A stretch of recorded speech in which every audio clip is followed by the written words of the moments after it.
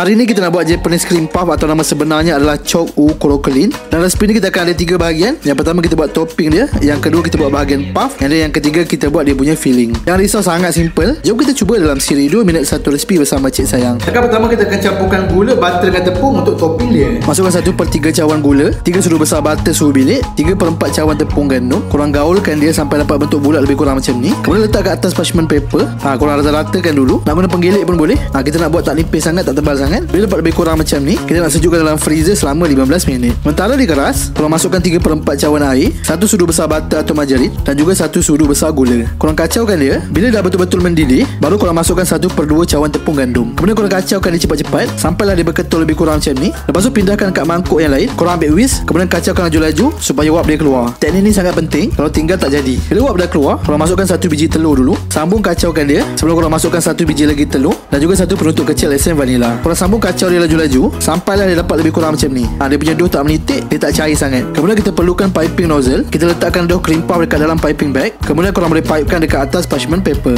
Pastikan dia jarak sebab dia akan kembang bila masak nanti. Potong topping guna cookie cutter dan letakkan dekat atas cream puff. Preheatkan oven dulu sebelum korang bakar 200 darjah Celsius selama 20 minit, api atas dan bawah. Untuk filling dia, kita perlukan non-dairy whipping cream. Korang pastikan dia sejuk. Kalau tak sejuk susah kembang. Kita pukul dia sampailah dia kembang. Bila dah siap kita punya puff, jangan risau kalau dia penyek sikit. Korang ambil je filling kita tadi, boleh penuhkan sampai dia kembung. Nak guna filling apa-apa pun boleh. Cover bawah dia guna paper cup. Kemudian siaplah kita punya cream puff. Resipi dia sangat simple. Korang kena buat kat rumah. Selamat mencuba.